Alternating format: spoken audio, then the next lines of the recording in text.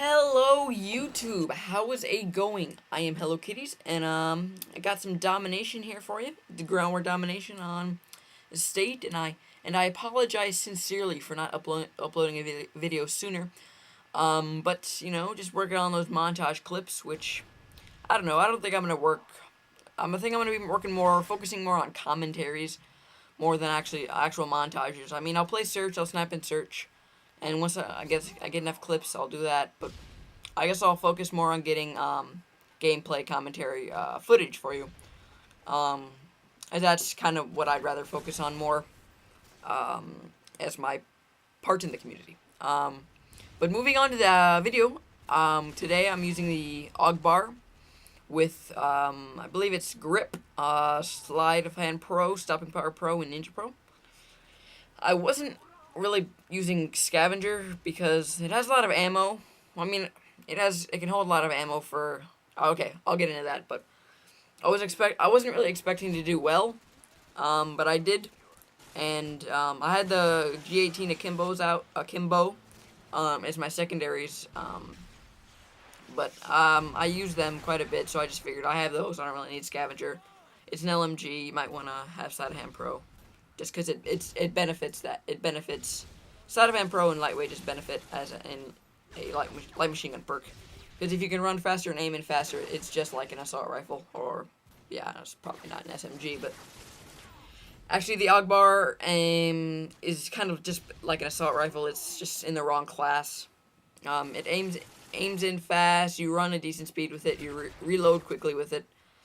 It's like this in the L86. If you put Side of Hand Pro and Lightweight on the L86, it's just like an assault rifle, and it's crazy good.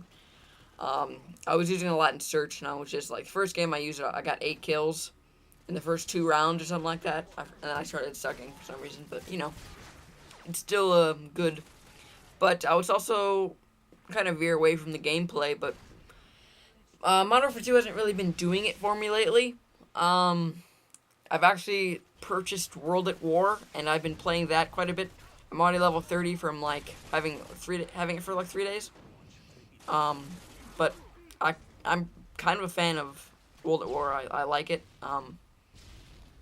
It's kind of like a menage a trois of games. I don't really know what menage a trois means, but it sounds like it would fit the description of World at War. But I like it, and because there's so much more things like flamethrowers and tanks, and there's no commando or noob tubes. Like, there are bayonets, which kind of increase the range, except when you use the bayonet, you run towards the victim, like, by pressing circle, or R3 or whatever, and then you, like, stab them. It's like 2 different motions, as with commando, you're lunging and knifing at the same time, so it's a little bit easier to avoid. And noob tubes, in World at War, how it works is you can't get all the same attachments for all the same guns in, let's say, the submachine gun category. So some guns out of like all the categories, you'll be able to get like a rocket launcher that you put in the barrel of your gun. I mean, it's more like an RPG kind of thing that you kind of like, yeah, and it takes longer to like whip it out,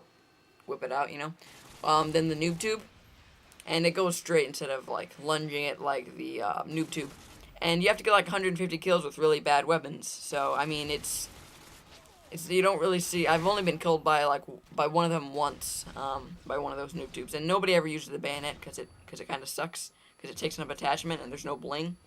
So and then the kill streaks are set. It's 357, UAV, artillery, and then the dogs. Dogs are crazy, but they hit in two. They will kill you in 2 hits, and so if you have a pack of dogs, like a pair of dogs attack you, you're dead instantly because they both attack you once. But artillery sucks, so you don't really have to worry about that.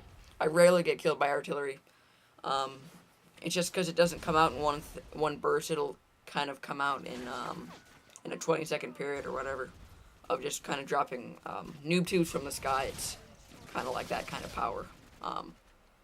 But otherwise, it's a great game. I suggest you pick it up. The graphics aren't that good, and the max amount of people I've seen play World at War at a time is 30,000. And I just get through the chopper gunner since it's not entertaining, though. But the max amount of people is 30,000 I've ever seen online at once. And when I looked at TDM for Modern Warfare 2, there's 60,000 people playing it. So there are twice as many people playing Team Deathmatch in Modern Warfare 2 than there are people playing World at War altogether. But there are quite a bit of people playing Nazi Zombies, which is pretty fun if you have friends. There's a lot of people playing that online as well. And that's my last death, I believe. So, 4 deaths, and I joined late. So it's actually pretty good.